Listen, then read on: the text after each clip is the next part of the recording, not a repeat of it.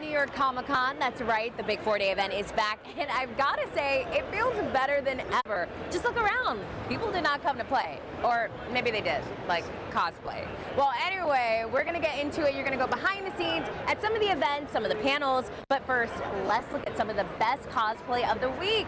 Best cosplay on 3. 1, 2, 3. Let's hit it. Today was the first day of New York Comic Con, and we had to check out some of the cosplay. Come with us to see what we found.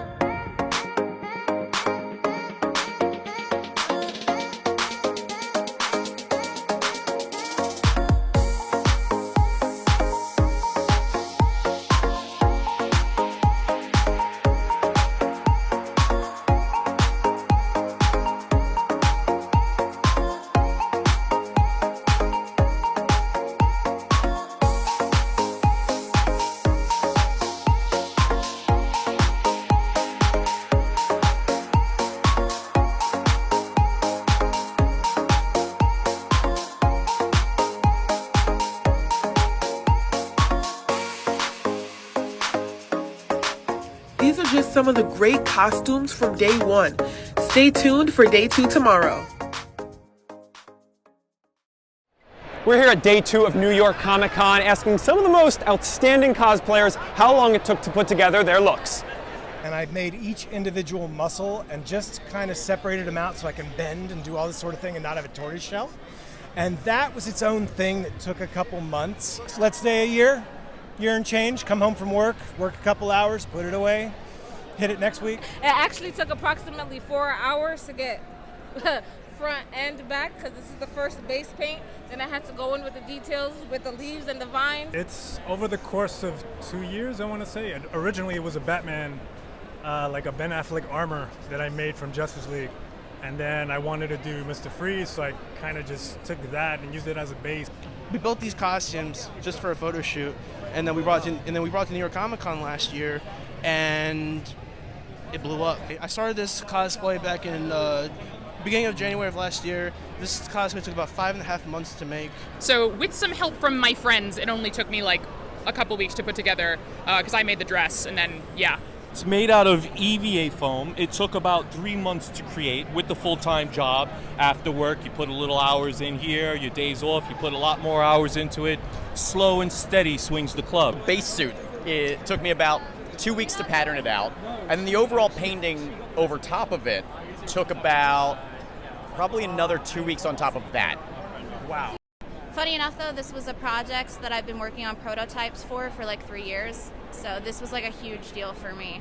Prop spear here is PVC pipe base formed with a heat gun, and then the rest of it's all EVA foam and paint. About a week. Working on it every day? Yeah, for like 8 hours a day. So yeah, a while. It's made out of EVA foam, all of it, and then with fabric that I glued on top of it. So I just cut the pieces, glued the pieces together, put the fabric over it. Yeah, so most of the armor, like typical Stormtrooper armor, is ABS plastic that's thermal molded onto a clay mold. And from start to finish, how long did it take you to make this? At least 3 months, probably a little bit longer. Probably like 2 months. Working on it almost every day? Pretty much. I've got it covered with a mixture of wood glue and Plasti Dip, and then once I had everything painted and textured, then I sealed it with Mod Podge. Probably about 100 hours.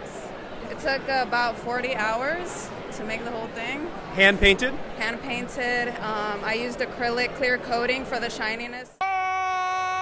Whether heroes or villains, the fans are back and they're dressed to impress. So this is all made out of EVA foam and contact cement glue. The Javits Center has had multiple lives and roles during the pandemic, serving as a field hospital at a time, then a major vaccination site, and it's once again returning to its roots, hosting big events.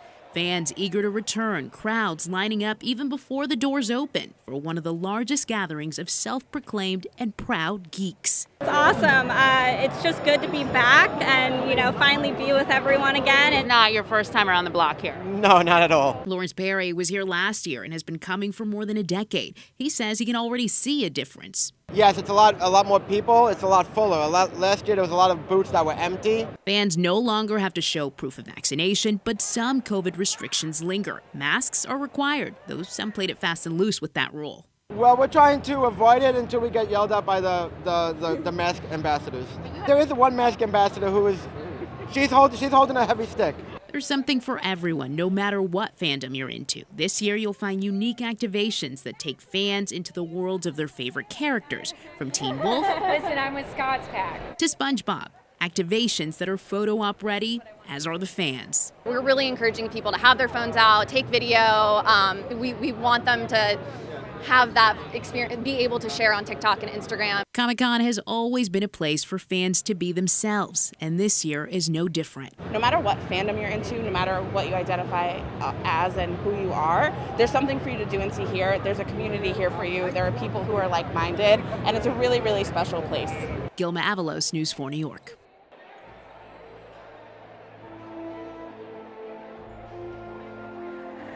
Hundreds of thousands of fans flood New York's Javits Center for the annual Comic-Con convention. While embracing the fandom is always fun, it's the stories behind the costumes that provide children an outlet for self-identity and expression, something that these authors have been writing to for years. For me, it's definitely very important because growing up, I didn't have that. Growing up, I had to find a character and make them look like me because kids grow up themselves as something they can aspire to in their imagination. You connect with the character. It's easier to see yourself. It's easier to empathize. It's easier to understand. It's what we all experience as readers. I mean, really the push now is to include every reader. Everyone has the same experience, but if you don't see yourself, you don't get to connect the same way. Tell me about the comic that you created. The comic I created is called Kimmy Cosmic. A lot of people feel isolated, identity issues where they're trying to figure out who they are and they can't connect to another person. I thought about this girl who lives in the middle, on the edges of space, and she's one of a kind. She's the only person with brown skin. Everyone else around her has blue skin. So she feels alone, she feels isolated, but she has a history, something that's very special about her. Diversity and inclusion in comics gives students a way to see themselves take the lead role. And some educators believe that these books are an added tool in their arsenal, especially for students who may struggle with traditional learning. In school, we always have those set books. Catcher in the Rye, Scarlet Letter, all the teens have to read. Bringing comics in poses a different way of learning. Talk to me about that. I think the biggest thing that I would want to tell an educator who wanted to use graphic novels or comics would be that it's not an either-or proposition. It's very much about reading more, not reading less, or substitutions, push some of those older books or like less relevant books, a little further back, and that's fine, and then they can find them in the public library or in their school library. But I do think it is important to have things that are topical and really capture the experience of students today. So I am Glaceon, the ice type evolution of Eevee, and basically I made my ears out of foam. I bought my wig and my shirt and my skirts. I actually have another skirt under this. I think the way that I often think about diversity is it's so important for students to be able to see themselves on the cover of comics and in the pages of comics, but it's equally maybe important for them also to recognize difference and to read about experiences that are completely different than their own. And I think that that's been one of the greatest gifts I think that comics have given me, is they've given me a window into other lived experiences. I'm Linda Gaudino, News 4 New York.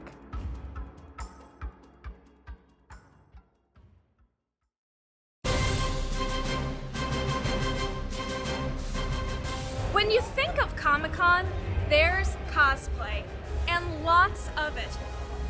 But taking on the role of a superhero can be stressful.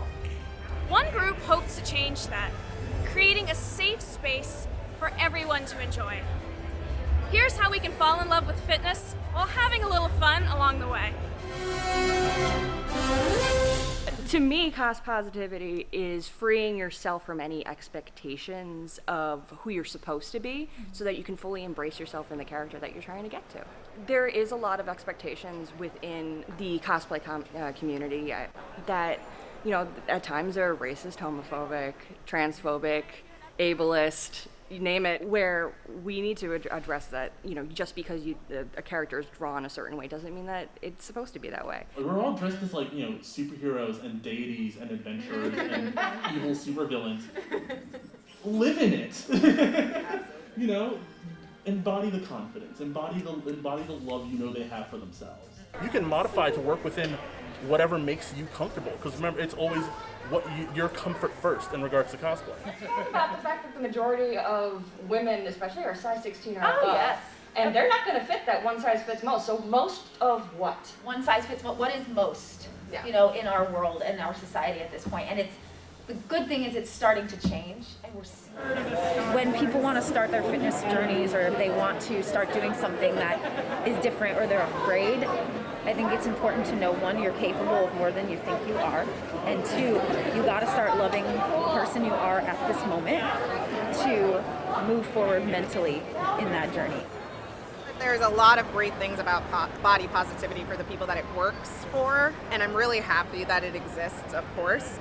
But for me, body neutrality speaks more to me, because it's more about just meeting yourself where you are day to day, and it's more about just accepting your body for what it is and allowing for that to change.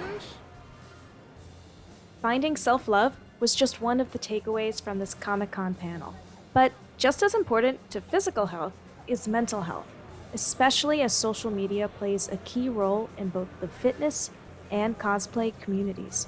Social media can be a beautiful place. It can be truly a lovely place to connect. I met some of these people that are really good friends through social media, but it can also be a place where negativity comes from. And that's why it's so important to diversify your feed, to make sure that you're following people who don't look like you, or who do look like you, to basically, you know, get a sense of what the world is actually like. I think in terms of framing goals, in terms of empowerment and not pressure, don't focus on failure as your predecessor. Like, oh, I should, you know, lift 300 pounds because, like, I used to be able to lift this, now I can't do this anymore. Oh, well, I should work on this cosplay because I didn't get this other cosplay done and I'm a failure and I'm weak. You should frame it in a sense of mind of, like, I was able to accomplish something and now I'm going to accomplish something more. Being able to help people through the vein of being nerdy is what was empowering to me in general. You're dressed as somebody else, but you're more yourself in that way, and that's what's empowering. For NBC New York, I'm Linda Gaudino.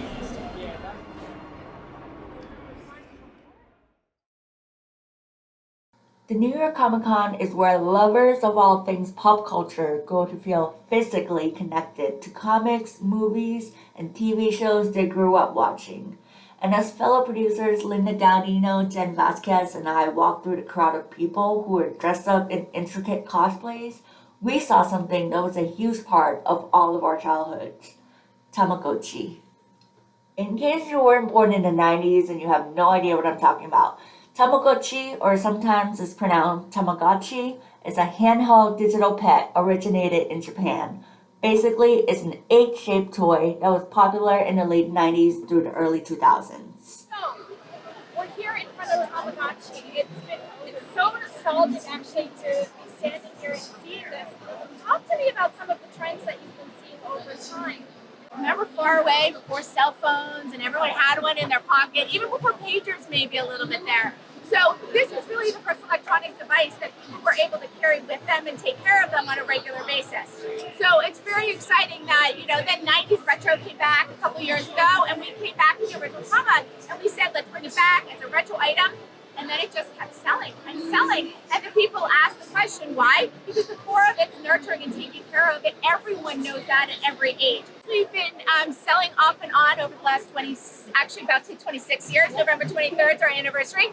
And over those years in the Americas, it's kind of come and gone. About fall of 2018 is when Tamagotchis come back into this world and really introducing to a whole new fan base. And again, going back to the core play pattern, you can't beat that. So, all this talk about the past got me thinking. What else at Comic Con is a blast from the past? Spoiler alert, there were quite a few things. To answer some of my questions about pop culture and nostalgia, I talked to Professor Robert Thompson, the director of the Center for TV and Pop Culture at Syracuse University, about what seems like an endless number of reboots of media from the 80s and 90s. Well, I think we get a sense now that somehow we're in this new era of reboots and recycling and spinning off and everything. And there is absolutely nothing new about it. The reason it seems like it's something new and special and different is there are just so many more places to reboot and recycle and spin off and all the rest of it. I mean, in the old days, you could reboot things and there were like 3 networks you could do it on, and that was pretty much it. And I think we now so many reasons why we're looking to the 80s, the 90s, even the 70s for reboots is there's something that really were part of the entire vocabulary of the population. Let's face it, there's way better shows on TV now, but 2 million people are really into this one, and 4 million are really into this one, and 1 million are really into this one. The 90s was one of the last era where pretty much everyone of your age was exposed to an awful lot of the same thing. That Nickelodeon generation, the Disney Channel generation. Even if you didn't like these shows, even if these shows didn't represent you yourself, which many of those shows didn't represent wide swaths of the population, they were kind of unavoidable. So they became these generational touchstones that united everybody together. Superheroes, every single generation takes the idea of the superhero and recontextualizes it into a new generation. What Superman was, in the era of Hitler and all of that kind of thing when it started. WandaVision is a very different kind of thing. Superheroes make for very interesting ways to explore areas of the culture. Obviously, the Greek and Roman myths and every mythology did that. And our popular culture has done it with people in capes and tights and webs and all that kind of stuff. But those characters, I think, are worth revisiting, recontextualizing, finding new cast members to put into them. In the end, there's nothing wrong with rebooting or cashing in a nostalgia. It's all how it's executed. Do you think nostalgia helps bring people together more? Well, nostalgia is really good at bringing people together who are nostalgic for the same thing. When your great grandpa at Thanksgiving starts raving about, I wish we were back to the days of Herbert Hoover. That's great grandpa's nostalgia. It certainly isn't your nostalgia. So nostalgia is good at bringing people together who already share communities of culture. Matter of fact, it's one of the ways that you define a group and define who's inside the group or who's outside. To your point that if you're nostalgic for the same thing, it's gonna unify. But if you're have different nostalgia, it's gonna divide. Like for example, if they're rebooting like the Little Mermaid, there's so many reboots that are trying to be more inclusive and be more, diverse in the storytelling. Yeah. And some people are like, well, that's not how it was before, and why are we doing, Yeah. trying to be inclusive? Yeah. Okay, that's another story. So nostalgia reboots can be unifying in that they reintroduce new generations, sometimes the third, fourth generation to old stuff, and then everybody joins together happy talking about whatever the reboot is. But it can also be one of the battles in the culture wars. Because there are people for whom they remember the Little Mermaid or the Lion King or whatever a certain way, and that gets established with all the thick emotion of nostalgia into essentially that's the way God meant it to be. Santa Claus is this race, Little Mermaid is this whatever. And then when the reboots try to incorporate the changes and the new thinking and the new ideas, which is what you want new tellings of old stories to do, then thick nostalgia of the old thing of course, becomes a means of decrying the new as blasphemy, as a crime against the way God created the Little Mermaid, which was the way I saw it when I was 15. That's kind of what it boils down to. According to Professor Thompson, nostalgia is a powerful feeling that has the potential to both unite and divide. But at the 2022 New York Comic Con, it's clear that people's love for storytelling has brought everyone here together. I'm Kiki Intresawan, News 4, New York. Comic-Con is a place that celebrates individuality by giving attendees the space to embrace their love for everything nerdy, from comic books to anime. It's important for everyone to feel seen when consuming these types of media. However, representation of people of color is limited in this space. Black nerds, also known as blurds, are hoping to change this by raising awareness and empowering nerds of color to embrace their true selves.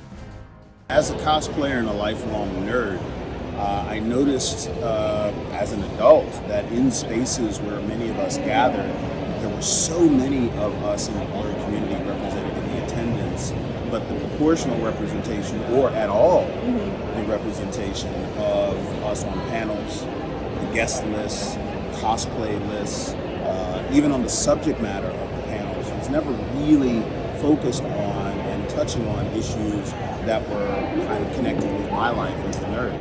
One of the reasons why we need representation is definitely visibility, right? There are so many things that happen where people of color don't actually get to make the decisions that impact people of color. Honestly, people like to put a lot of titles on things and then say like, oh, there's only one group that can do it. You can't really call yourself a black manga artist, let alone be a woman too, a woman of color. Yes, I can. And yes, I'm doing it. And the whole point of doing it is to show that it is possible. I think the New York Comic Con has made some really great strides in including, all of these disparate underrepresented communities, from LGBTQ to, people who have disabilities, the list goes on. They are taking the widest arms in the fandom and in the industry and are trying to kind of close the circle and bring us in. We all want to be able to represent ourselves and create what we love, because that's not what we look at as work. When you walk out these doors and you go to your jobs, that's you pretending to be someone. You being here is you being you.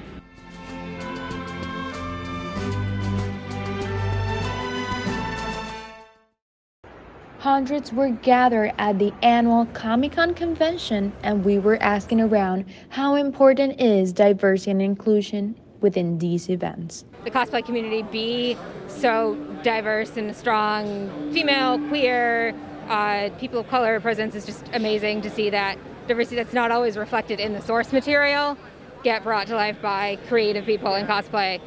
But it's self-identity that cosplayers express while having fun. It allows you to explore things outside of your day-to-day. So what you see in your cartoons or in the comics, it gives you a chance to just be someone a little bit different or new for a day and try something you might not normally do. We also met Edgardo Miranda Rodriguez, who is the creator of La Borinqueña, an original comic book character that is recognized as a symbol of Puerto Rican patriotism. I take a lot of responsibility in creating a character that embraces her heritage, her nationality, in a way and in an industry that doesn't even reflect that she even exists.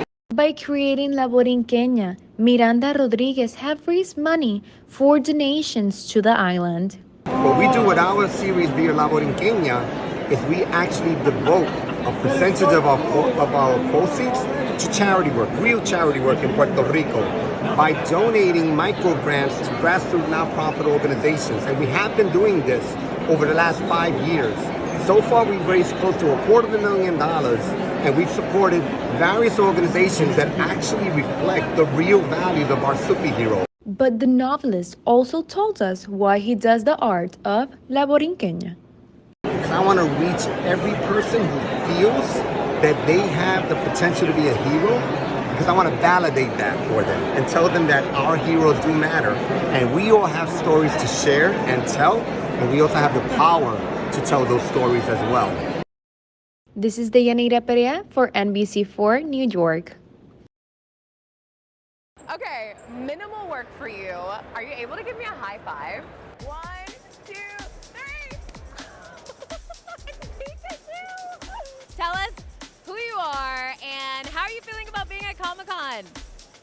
My name is Anthony Moon, Staten Island, New York, cosplaying as B.A. Baracus from the A-Team. Oh, I got it wrong. Not me calling you Mr. T. I hate that for myself. Mr. T played the character B.A. Baracus. I am learning so much right now. Talk to us about this cosplay. Who are you? How long did it take to put together? You look amazing. Thank you. Thank you. I'm Melania from Elden Ring, her second phase. It took like 2 or 3 months. Just like I gave myself a long time to do it, so I wasn't rushing. And yeah, it's just the wings. They open up. I've been hitting people all day with them. He played the part of B.A. Baracus in the A-Team, and he played Clubber Lang in Rocky 3. Okay, what is your favorite line? What's your favorite line from your character? What would it be? I pity the fool. There it is. Well, that's it from New York Comic Con. I'm Kay Ingram. We'll see you back here next year. Bye.